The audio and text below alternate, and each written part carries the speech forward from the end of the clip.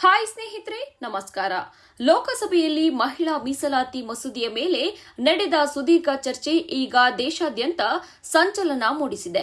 ಪ್ರಮುಖವಾಗಿ ಕೇಂದ್ರ ಗೃಹ ಸಚಿವ ಅಮಿತ್ ಶಾ ಅವರು ಮುಸ್ಲಿಂ ಮೀಸಲಾತಿ ಕುರಿತು ನೀಡಿರುವ ಸ್ಪಷ್ಟೀಕರಣವು ರಾಜಕೀಯ ವಲಯದಲ್ಲಿ ಹೊಸ ಚರ್ಚೆಗೆ ನಾಂದಿ ಹಾಡಿದೆ.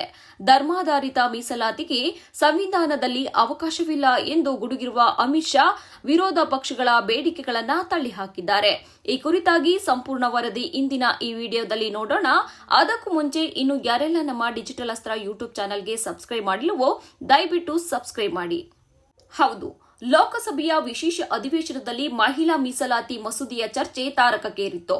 ಈ ಸಂದರ್ಭದಲ್ಲಿ ಸಮಾಜವಾದಿ ಪಕ್ಷದ ನಾಯಕರಾದ ಅಖಿಲೇಶ್ ಯಾದವ್ ಮತ್ತು ಧರ್ಮೇಂದ್ರ ಯಾದವ್ ಅವರು ಮಹಿಳಾ ಮೀಸಲಾತಿಯೊಳಗೆ ಮುಸ್ಲಿಂ ಮಹಿಳೆಯರಿಗೂ ಪ್ರತ್ಯೇಕ ಕೋಟಾ ನೀಡಬೇಕು ಎಂದು ಒತ್ತಾಯಿಸಿದರು. ಈ ಬೇಡಿಕೆಗೆ ತೀಕ್ಷ್ಣವಾಗಿ ಪ್ರತಿಕ್ರಿಯಿಸಿದ ಅಮಿತ್ ಶಾ, ಮೀಸಲಾತಿಯನ್ನ ಮತ ಬ್ಯಾಂಕ್ ರಾಜಕಾರಣಕ್ಕೆ ಬಳಸಬಾರದು ಎಂದು ಎಚ್ಚರಿಸಿದರು. ನಾವು ನೀಡುತ್ತಿರುವುದು ಮಹಿಳಾ ಸಬಲೀಕರಣದ ಮೀಸಲಾತಿಯೇ ಹೊರತು ಸಮಾಜವನ್ನ ವಿಭಜಿಸುವ ಮೀಸಲಾತಿಯಲ್ಲ ಎಂಬುದು ಅವರ ವಾದದ ಪ್ರಮುಖ ಅಂಶವಾಗಿತ್ತು. ಗೃಹ ಸಚಿವರ ಭಾಷಣದ ಕೇಂದ್ರ ಬಿಂದು ಸಂವಿಧಾನದ ಆಶಯಗಳಾಗಿದ್ದವು. ಭಾರತದ ಸಂವಿಧಾನವು ಜಾತ್ಯತೀತ ತತ್ವದ ಮೇಲೆ ನಿಂತಿದ್ದು, ಧರ್ಮದ ಆಧಾರದ ಮೇಲೆ ಮೀಸಲಾತಿ ಕಲ್ಪಿಸುವುದು ಸಂವಿಧಾನಿಕವಾಗಿ ಅಸಾಧ್ಯ ಎಂದು ಅವರು ಪ್ರತಿಪಾದಿಸಿದರು. ಅಮಿತ್ ಶಾ ಅವರ ಮಾತುಗಳಲ್ಲೇ ಹೇಳುವುದಾದರೆ, ನಮ್ಮ ದೇಶದ ಕಾನೂನು ತಜ್ಞರು ಮತ್ತು ಸಂವಿಧಾನ ಶಿಲ್ಪಿಗಳು ಮೀಸಲಾತಿಯನ್ನ ಸಾಮಾಜಿಕ ಹಿಂದುಳಿಕೆಯ ಆಧಾರದ ಮೇಲೆ ನೀಡಿದ್ದಾರೆಯೇ ಹೊರತು ಧರ್ಮದ ಆಧಾರದ ಮೇಲೆ ಅಲ್ಲ. ಮುಸ್ಲಿಂ ಮೀಸಲಾತಿಯ ಬೇಡಿಕೆಯು ಸಂವಿಧಾನದ ಮೂಲ ಆಶಯಕ್ಕೆ ವಿರುದ್ಧವಾಗಿದೆ. ಈ ಮೂಲಕ ಧರ್ಮಾಧಾರಿತ ಮೀಸಲಾತಿಯ ಯಾವುದೇ ಪ್ರಸ್ತಾಪವನ್ನು ಸರ್ಕಾರ ಅಂಗೀಕರಿಸುವುದಿಲ್ಲ ಎಂಬ ಕಠಿಣ ಸಂದೇಶವನ್ನ ಅವರು ರವಾನಿಸಿದ್ದಾರೆ.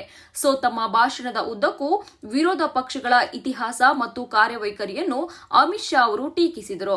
ಸಮಾಜವಾದಿ ಪಕ್ಷದ ಮುಸ್ಲಿಂ ಮಹಿಳೆಯರ ಬಗ್ಗೆ ನಿಜವಾದ ಕಾಳಜಿ ಇದ್ದರೆ ಚುನಾವಣಾ ಅಭ್ಯರ್ಥಿಗಳ ಆಯ್ಕೆಯಲ್ಲಿ ಅವರಿಗೆ ಪ್ರಾಧಾನ್ಯತೆ ನೀಡಲಿ ಎಂದು ಸವಾಲು ಹಾಕಿದರು. ಇದೇ ಸಂದರ್ಭದಲ್ಲಿ ಬಹುಚರ್ಚಿತ ಜಾತಿ ಗಣತಿಯ ಬಗ್ಗೆಯೂ ಮಹತ್ವದ ಮಾಹಿತಿ ನೀಡಿದ ಗೃಹ ಸಚಿವರು 2027ರ ಜನಗಣತಿಯ ಜೊತೆಗೆ ಜಾತಿ ಗಣತಿಯೂ ನಡೆಸಲಾಗುವುದು ಎಂದು ಅಧಿಕೃತವಾಗಿ ಘೋಷಿಸಿದರು. ವಿರೋಧ ಪಕ್ಷಗಳು ಕೇವಲ ರಾಜಕೀಯ ಲಾಭಕ್ಕಾಗಿ ಜಾತಿ ಮತ್ತು ಧರ್ಮದ ವಿಷಯಗಳನ್ನು ಎತ್ತುತ್ತಿವೆ ಎಂದು ಅವರು ಆರೋಪಿಸಿದರು.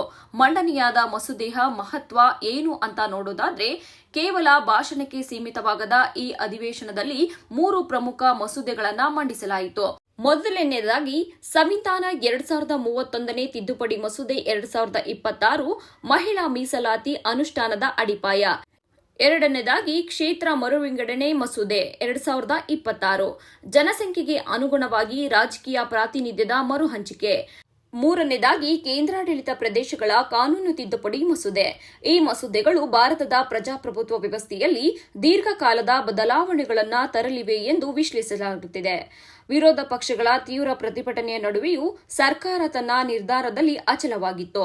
ಒಟ್ಟಾರೆಯಾಗಿ ಕೇಂದ್ರ ಸಚಿವ ಅಮಿತ್ ಶಾ ಅವರ ಭಾಷಣವು ಮುಂಬರುವಂತಹ ಚುನಾವಣೆಗಳ ಮೇಲೆ ಮತ್ತು ದೇಶದ ಸಾಮಾಜಿಕ ನೀತಿಗಳ ಮೇಲೆ ಗಂಭೀರ ಪರಿಣಾಮ ಬೀರುವ ಸಾಧ್ಯತೆಯಿದೆ. ಮೀಸಲಾತಿಯನ್ನು ಧರ್ಮದಿಂದ ದೂರವಿಡುವ ಸರ್ಕಾರದ ನಿಲುವು ಒಂದು ಕಡೆಯಾದರೆ, ನ್ಯಾಯಯುತ ಪ್ರಾತಿನಿಧ್ಯಕ್ಕಾಗಿ ವಿರೋಧ ಪಕ್ಷಗಳ ಹೋರಾಟ ಇನ್ನೊಂದು ಕಡೆ ಇದೆ. ಈ ಸಾಂವಿಧಾನಿಕ ಮತ್ತು ರಾಜಕೀಯ ಜಟಾಪಟಿ ಮುಂದಿನ ದಿನಗಳಲ್ಲಿ ಯಾವ ಹಂತಕ್ಕೆ ತಲುಪಲಿದೆ ಎಂಬುದು ಕುತೂಹಲಕಾರಿಯಾಗಿದೆ. ಇದೇ ತರ ಹಲವು ಇಂಟ್ರೆಸ್ಟಿಂಗ್ ವಿಷಯಗಳಿಗಾಗಿ ಡಿಜಿಟಲ್ ಅಸ್ತ್ರ ಯೂಟ್ಯೂಬ್ ಚಾನೆಲ್ ಅನ್ನು ಸಬ್ಸ್ಕ್ರೈಬ್ ಮಾಡಿ.